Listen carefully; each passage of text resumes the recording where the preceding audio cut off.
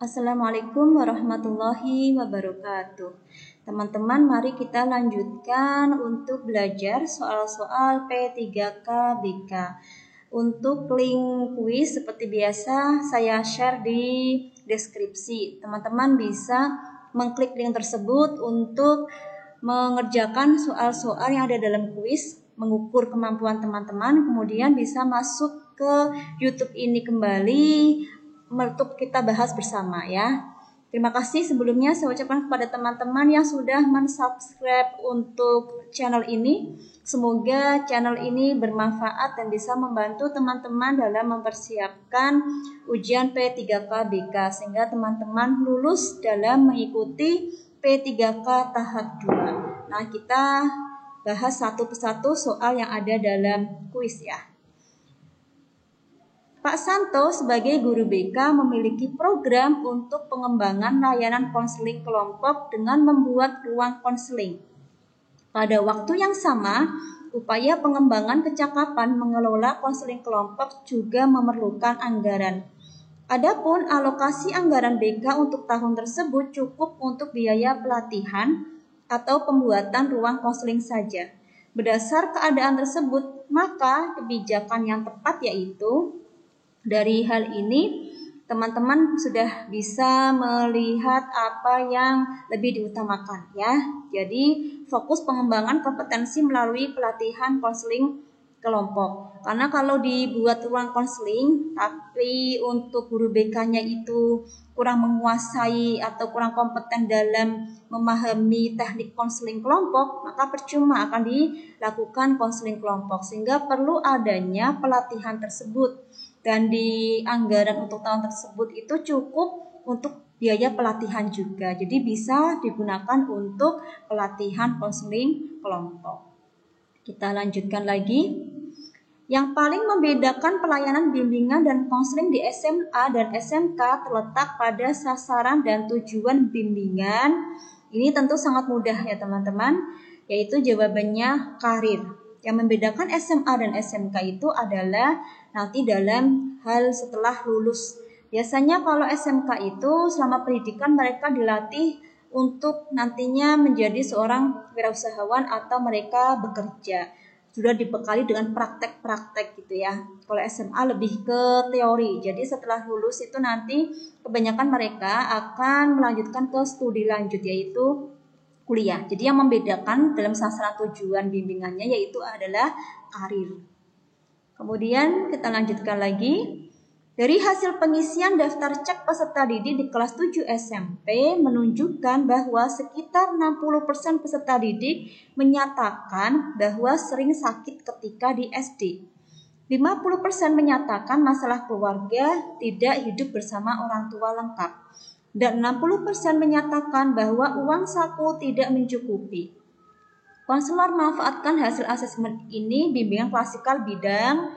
Dari kasus ini yang dialami oleh konseling itu adalah rata-rata masalah pribadi ya. Jadi 60% itu mereka sering sakit, itu berarti pribadi. Kemudian tidak hidup bersama orang tua, masalah keluarga juga pribadi. 60% uang saku tidak mencukupi. Jadi untuk bimbingan klasikalnya adalah bidang pribadi. Salah satu dokumen yang dapat dibuat oleh guru bimbingan dan konseling yang telah menyelesaikan laporan penelitian dalam bimbingan dan konseling yaitu, ini mungkin teman-teman sudah banyak mengerjakan ya atau membuat yaitu PTBK. Jadi setelah kita membuat PTBK itu bisa kita buat artikel. Jadi dokumen berikutnya adalah artikel, kemudian artikel itu bisa kita publishkan di jurnal. Dan untuk para guru PNS biasanya bisa digunakan untuk pengajuan angka kredit gitu ya. Jadi dokumen yang dapat dibuat oleh guru setelah menyelesaikan PTBK yaitu membuat artikel. Sumbernya dari hasil penelitian. Soal berikutnya agak panjang ya teman-teman. Kalau keluarnya pada soal-soal akhir biasanya sudah lelah ya. Semoga teman-teman masih terus semangat. Pak Ahmad adalah guru bimbingan dan konseling senior di suatu sekolah. Dia sangat bangga dengan pengalamannya yang lebih dari 20 tahun. Rasa bangga dan kepercayaan diri Pak Ahmad membuat dirinya tertutup terhadap masukan dari sejawatnya, termasuk dari para juniornya. Bahkan Pak Ahmad juga tidak mau berkolaborasi dalam berbagai kegiatan organisasi profesi maupun dalam musyawarah guru bimbingan dan konseling. Menurut Anda, apa yang akan terjadi pada profesionalitas Pak Ahmad? Dalam hal ini Pak Ahmad itu merasa sudah memiliki pengalaman gitu ya. Selama 20 tahun sudah merasa bangga sehingga dari teman sejawat memberikan masukan juga tidak menerimanya, sudah tidak mau ikut MGBK dan yang lainnya. Yang menjadikannya nanti itu adalah profesionalitas Pak Ahmad akan rendah karena masalah konseling itu semakin kompleks dan memerlukan penanganan secara komprehensif kolaboratif. Kita lanjutkan lagi. Guru BK dalam sebuah sesi konseling harus mampu menjaga empati dengan tujuan tidak terlarut dengan masalah yang sedang dihadapi peserta didik. Tujuan menjaga empati yaitu bersikap profesional dan mengontrol emosi. Mohon maaf itu potong ya. Bersikap profesional dan mengontrol emosi. Jadi dalam hal ini guru BK itu harus menjaga empatinya. Ketika ada konseling yang menghadapi suatu masalah, kita boleh ikut merasakannya, tapi kita juga menjaga empati. Tujuannya yaitu agar kita bisa tetap bersikap profesional dan mengontrol emosi. Kita lanjutkan lagi ya teman-teman. Guru bimbingan dan konseling yang bermaksud mengadministrasikan tes harus melalui pelatihan dahulu, sebab bisa fatal dalam praktek. Hal yang akan terjadi jika tidak mengikuti latihan adalah hal yang fatal bisa terjadi itu adalah bisa jadi memberikan tes intelijensi untuk mengukur bakat peserta didik. Nah, ini fatal sekali ya teman-teman. Karena kita itu memberikan tes intelijensi, tapi kok untuk mengukur bakat peserta didik kan berarti tidak nyambung. Itu akibatnya apabila guru bimbingan dan konseling itu tidak bisa mengadministrasikan tes melalui pelatihan. Jadi tidak ikut pelatihan tapi langsung menggunakan tes tanpa mengetahui maksud dan tujuan dari pelaksanaan tes tersebut atau hasil dari tes tersebut.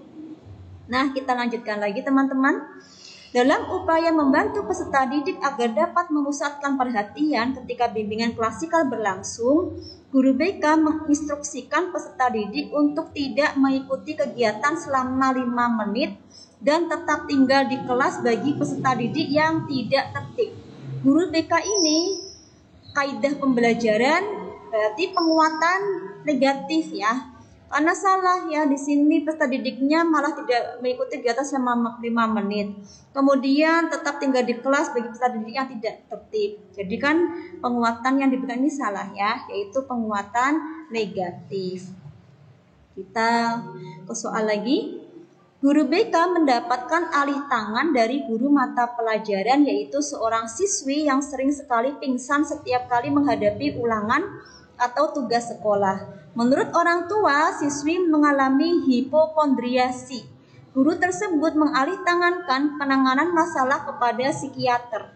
Pertimbangan guru dalam melakukan referral adalah yaitu batas kewenangan profesi. Jadi masalah yang dialami oleh konseling ini bukan kewenangan dari guru BK ya.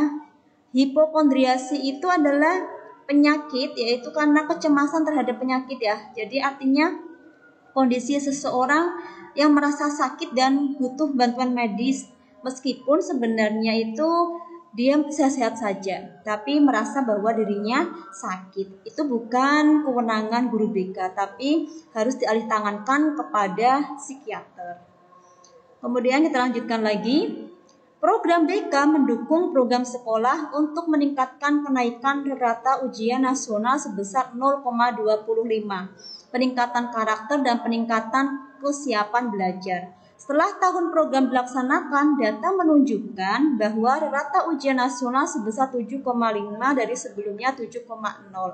Sebagian besar peserta didik masih berusaha menyontek saat ujian, termasuk saat ulangan ujian akhir nasional. Berdasarkan fakta tersebut, maka program BK dapat dinyatakan belum berhasil karena Nah, dari kasus ini itu jawaban yang benar adalah peningkatan karakter tidak tercapai. Karena apa? Nih, karena masih banyak peserta didik yang menyontek saat ujian. Jadi peningkatan karakternya itu tidak tercapai. Berikut beberapa soal yang bisa saya sampaikan, semoga bermanfaat. Assalamualaikum warahmatullahi wabarakatuh.